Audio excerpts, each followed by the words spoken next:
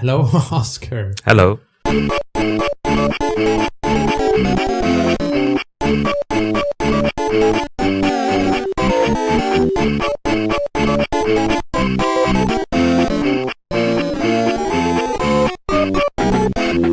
I can't remember exactly how long it's been, but we did talk about Revenge of the Sith. Yes. Last time. I guess last time since they are split. Yes, there's a Sith in the recent history. There is a little bit of Sith coming up as well. Yes, a little bit of Sith. That's my favorite sitcom. But I don't know. Someone asked us, it would be cool if you guys did like talked about the bracket. Or like did some sort of overview style thing. I don't think we will be doing that, but perhaps we can have an extended time period where we actually show the bracket on this video. Yes, we can have a bit of a bracket showcase instead of just having the bracket for like 2 milliseconds and nobody can see what the bracket even is. Okay, that was the bracket update. I hope that answers any questions anyone has about this project. And with that, perhaps we should speak about some Star Wars games. So the first matchup is Star Wars Episode 1 Racer versus Star Wars : Jedi Power Battles. I almost said the Battle of the PS1, but I don't think Star Wars Episode 1 Racer is a PS1 game. I think technically Episode 1 Racer is an arcade game ported to the Nintendo 64. Yeah. But Jedi Power Battles is squarely a PlayStation the 1. definition of a PlayStation 1 game, I would say. Yeah, I think it's very PlayStation 1. Yes. Maybe we talk about Jedi Power Battles first. I have a feeling I kind of know which one I favor, but we'll get to that. So Jedi Power Battles is a Star Wars Episode 1 game. It's based on Star Wars Episode 1. Actually, it's one of the first Episode 1. Yes, very early Episode 1 game. In fact, so early that there are some elements to the game that kind of gives away how early it is, because there's a lot of stuff in it, like you have a lot of playable characters in this game. You can play like as different members of the Jedi Council and like, you can play as Obi-Wan and Qui-Gon and that sort of thing. And a really fun detail to me is that the lightsaber colors of the other council members are like completely random by today's like standard of how lightsaber colors should be. Yeah, I guess they're sort of, to me, the lightsaber colors will blast some of the intro here where you actually get to see them, but to me, they seem like a sort of logical extension of the extended universe and something like Dark Forces 2, which we'll talk about later, where a precedent is sort of set post-movie that the most common lightsaber colors are blue, green, and yellow. And then I guess the sort of really weird outlier is that female representative of the council in Jedi Power Battles. It's like a sort of strawberry red or something. Yeah, it's like at a glance you'd think like, oh, is this like an evil Jedi, like Dark Jedi? But it's like, no, it's not completely red. It's like kind of red. And I kind of like that because, I don't feel like lightsaber color should really matter that much. Yeah, okay. Let's get this out of the way. In this house, we do not endorse the idea that a red lightsaber is something, you corrupt your kyber crystal and it becomes an evil lightsaber. That is a complete LARP fiction made up, unlike the Star Wars that I decide is not made up. It's a color. Yes. And it's reasonable that you could have characters that are like, well, most red lightsaber users are Sith, and we don't use them because it's like taboo or whatever. But there's no like hard line here. Yeah, like to me, at the most, it's gonna be something like, a Sith has a red lightsaber because they use, a red crystal, and maybe the red crystal is, this crystal is especially weird and badass to make work in a lightsaber or something like that. But it's not, your lightsaber doesn't turn red because you become evil. Yeah, exactly. Like dumb crap like that. That doesn't exist. Yeah. And I think this sort of works. I will get to Jedi Power Battles, I guess. But to me, this sort of also works pretty well with the established canon. Because in the original trilogy, the lightsabers they're all like relics. And in the prequel trilogy, it makes perfect sense that the dumbass dogmatic Jedi are all like, oh, you get to be green or blue. Yeah, Why? exactly. I don't know. Because we said so. Yeah. Because this is Yoda had a bad feeling once when he saw another exactly. color. But it's like because this is a very authoritative monk society or whatever border. Does It's not called. make you intelligent. Yeah. So that, I guess, is possibly the most interesting. Yes. Now the positive things about Jedi power battles. Step back. I have today a return of the printed notes, and I actually have notes for power battles. The game it's a 3D hack and slash brawler. Yeah, it's a bit arcadey, Yeah. like go screen to screen, Yeah. just chop down a million Exactly. enemies, or run past a million enemies if you ever want to complete the game. There are some moves, but there aren't like big combos really.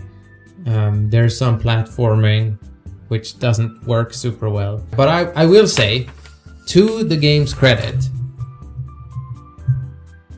the people making it were smart enough to realize that if you're gonna make a game where you play as a character with a lightsaber, the smart move is to make the majority of enemies you face in the game die in 1 or 2 hits. Yes, and most of the enemies you face in the game are the usual episode 1 fare, battle droids. There is a very interesting level in the game that takes place on Coruscant where you fight like Crime. 1 billion crime guys, and said crime guys are like, it's funny because they basically behave very similarly to the battle droids, and they just run in like suicidally. Somewhat unclear what their goal is. We played the game as Qui-Gon, of course.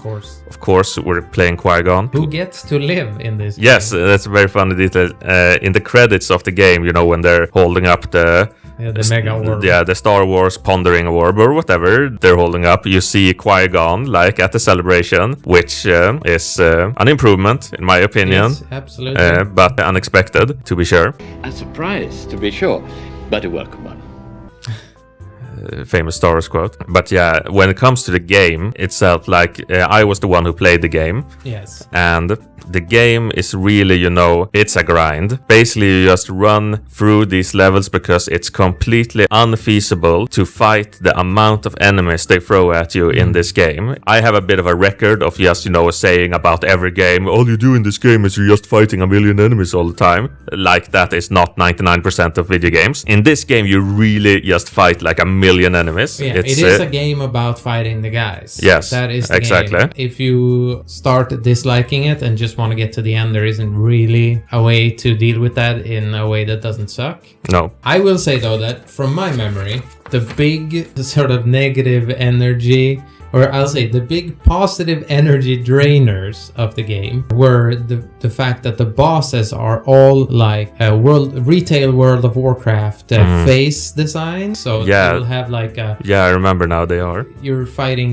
like, okay, the first boss I think is one of the droid fighters just like zoops up and goes in the background, and you can only deflect shots, and then it comes back and it spawns enemies. And all the bosses are like that, like, okay, this boss has a shield where it's invulnerable, and then you have to hit it only on the scorpion tail, and then it turns into a duck, and then it burrows underground, and you have to run around for a bit. Like, I suppose it's a bit inventive, but I remember them being a drag. Like, each boss took like 11 minutes. There was like a boss who was some kind of like loader droid or something, and it just had like this big shovel head and the arms that it spun around, and I think you could like chop off the arms, and you were supposed to chop off every arm or something. And that's what I'm thinking about when you say like, oh, they're like, retail WoW bosses, where it's like you go through phase 1, phase 2, phase 3, and you have to wait for them to do their little thing, like, and there's then always a bunch of time wasted in between stuff. A lot of bosses also were like, I remember there was this like weird worm boss in the level where you have obligatory Yar Yar running around screaming level in episode 1 games, and there's a boss that's like, it crawls around and summons his little guys, and you have to fight little guys, and then you can only hit it when it does like up like that. And you have to hit it like 1 billion times. Meanwhile, Yar Yar is just like screaming in your head the entire time. Or maybe it wasn't Yar Yar. Maybe that was just, my own head screaming. Maybe I was screaming, I don't remember. Something I do quite like about the game is that it has a sort of MGS1 light quality in its presentation, in that it still looks quite good, I think. I expected it to look worse than it does. The blockiness of the game doesn't really detract too much. It's pretty zoomed out. The characters are pretty well proportioned, I think, and the texturing, it feels like it's one of those PlayStation 1 games that I think visually has aged pretty well. And I think that combined with the fact that the first couple of levels are just you sort of hacking up battle droids it gives a very good first impression. Yeah. For being an old Star Wars game. A really funny thing in this game is that you can get power-ups that make your lightsaber like 9 meters long. And when the first time I picked up one of those, every time you pick up a power-up, you get like a Yoda sound going like... Yeah. Exactly, that's exactly how it sounds.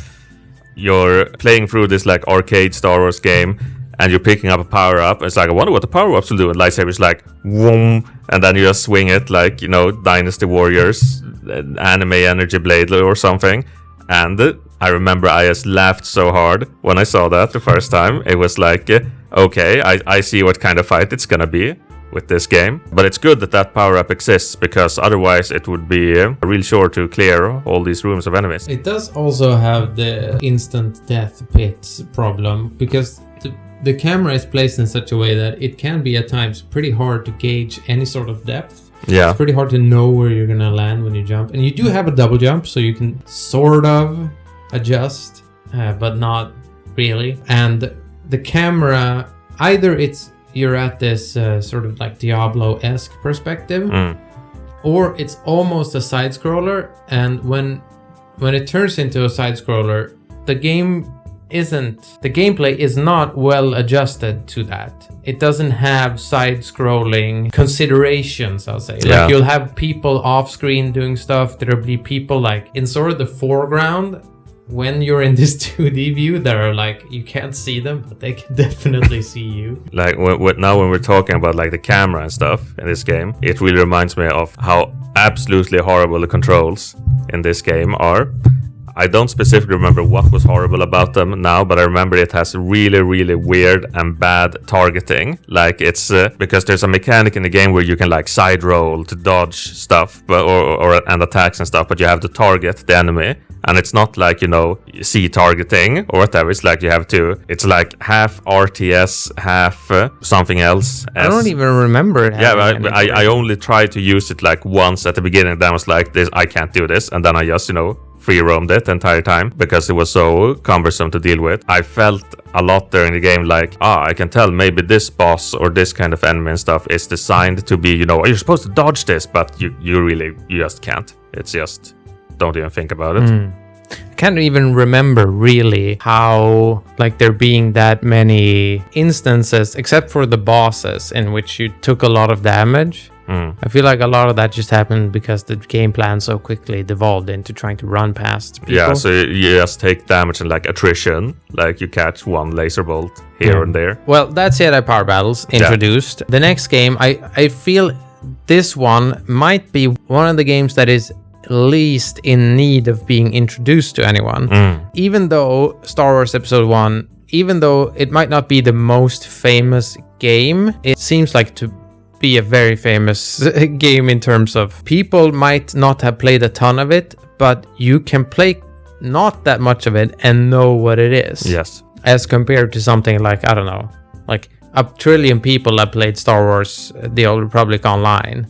I feel like 4 people know what that game is at this point. Like four people have played it for like 800 hours. Yeah, and 2 of those played 800 hours of a game that no longer exists. Yes. And vice versa. So it's a game, I don't know, you don't really need to introduce it that much. It's a racing game. You're in a pod racer. This is pod racing. Yes. It used to be an arcade game, then it became not an arcade game. We've talked about the sequel That's where we talked about McDonald's Star Wars. Yes. Episode 1 Racer is not McDonald's Star Wars. It's, I don't know, what's the opposite of McDonald's Star Wars? I think Episode 1 Racer would just fall into, and I'd say maybe even Jedi Power Battles would also fall into this, in that they are sort of the tail end of just Star Wars. Yes, like it's still Star Wars at this point. I agree. I think that, I'll say also, I was the one who played Episode 1 Racer as well. Yes. But that's a game I have played a bunch. Yes, you had played it a bunch. I had not really played it all that much. Maybe once or twice when I was a kid. It was pretty good overall, like as a package. Some frustrating parts, mostly probably because I'm not very good at racing games. Yeah. But the thing that stood out the most to me in that game, aside from things that I think we've talked about in another episode, but you know, stuff like, you can be in the garage and you can see I think we talked Watto about this and that sort of thing. In relation to Razor's Revenge, where they deleted all that stuff. And in this game, they have that. Yes. And it's invaluable. Like that sort of thing adds heaps to the game. It's very good. I like that.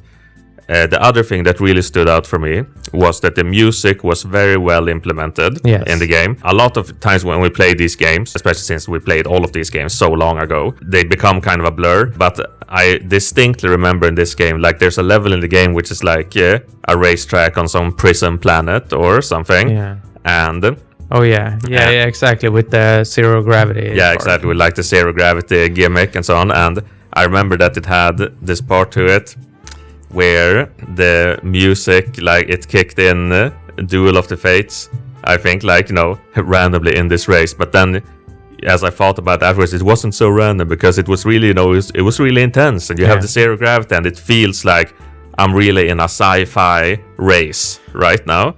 And it was really good. I liked it. It was a good memory. Really talked about this too much. I think we mentioned it in the Bounty Hunter episode, but Star Wars games, and this might be because we've emulated some games and we've played some older games on newer operating systems. It's kind of hard to gauge exactly if they're working properly. Yeah, exactly. But considering the sort of wealth of music material and the quality of it, Star Wars games are surprisingly bad at utilizing it. Absolutely. Over the years when we've talked about Star Wars, I've said many times that Star Wars is the music. And when you talk about identity, like what really is Star Wars, because you know Star Wars becomes this big like expanded universe melting pot of whatever. The identity of Star Wars isn't spaceships or lightsabers or blasters or Watto or anything like that. It's the music, and the music has to sound like Star Wars. The music brings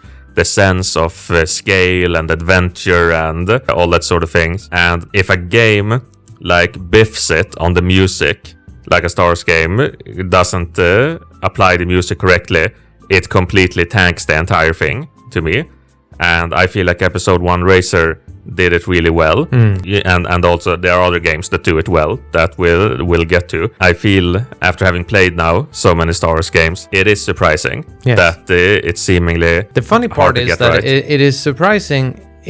It's surprising how easy it could be to fix it. Like, we're talking about Episode 1 Racer and its usage of music here. Yes. And it is not sophisticated whatsoever. No. It's basically, you know, Star Wars music generally has lots of melodic and interesting but build up, and then it has explosive moments. And Episode 1 Racer just, I don't know if this is true, but this is my memory of the experience, is that it'll just play shit, and then when you get to cool moments, it'll just like, oh well, here's the boom part.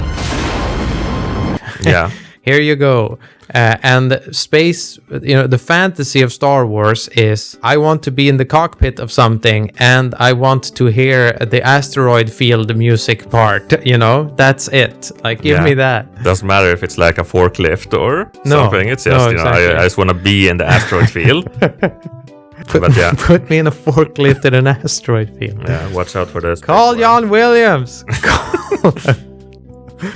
But yeah, that, like, I'm not gonna start talking about culture again, but that's like another thing. Like, But music-wise, games that get it wrong is like where you have a composer and they're trying to emulate the Star Wars music, but give their own little spin on it. To me, it just feels like it just removes me even further from this is no longer like a Star Wars experience. Like, much rather just have tracks from Star Wars. Like, the music in Star Wars is universal to me to any Star Wars scenario you can imagine.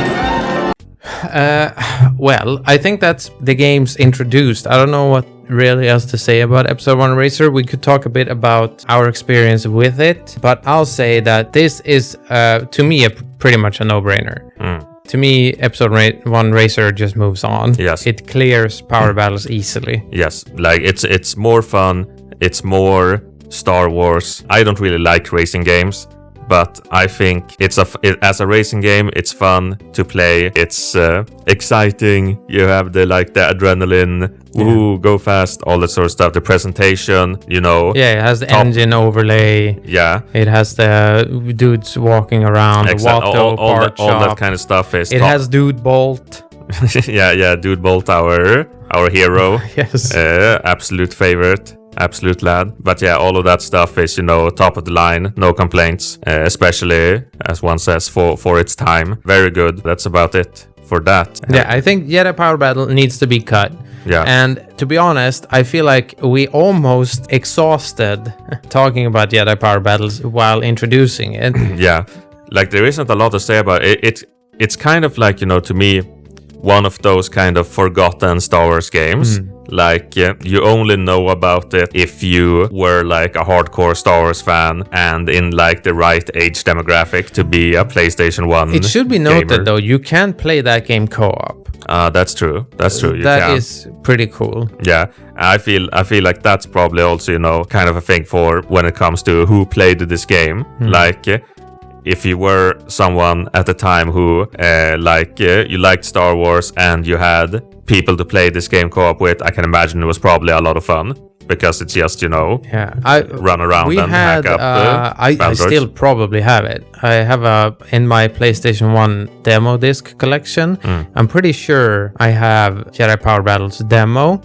But I don't have a lot of memories of playing it co-op with my brother and my sister, who were the primary PlayStation 1 buddies. Maybe it wasn't I don't remember, but I feel like it probably was, because making demos back then was just like take the game and put it in there and just hope it doesn't break. I don't know. It's one of those games where I feel like if someone had it and they played it a bunch, it just happened that they played it a bunch. You can probably end up in situations where it's a game that's like fun to break, or it's like, oh, the hidden Darth Maul character can do all these sorts of things. As a kid and growing up, I feel like someone could have a very strong relation to this game and know a lot about it. Like, oh, if you're Obi-Wan and you just jump backwards and then forwards, he does a weird it looks like he's swimming in the air and then everything on the screen dies or something. Like they'll know a ton about this game, and then you ask them anything about Star Wars and they're like, what's Star Wars? What the fuck is Star Wars? Oh.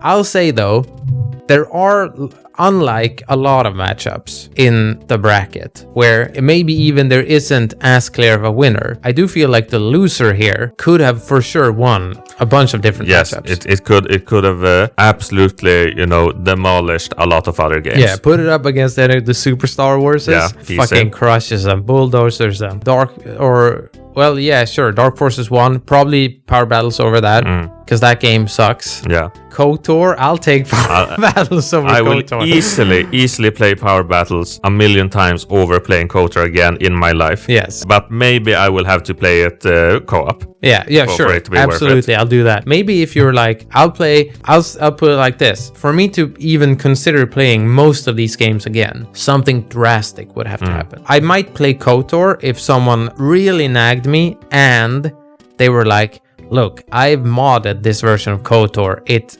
unrecognizable and just weird. Then maybe, but vanilla KOTOR, never. Yeah. I'll never play that again. No way. I'd give like Malkavian mod KOTOR a go. Yeah. Just to laugh at it. But otherwise, no. I've had enough of that in my life. Any parting words regarding Episode 1 Racer and Jedi Power Battles?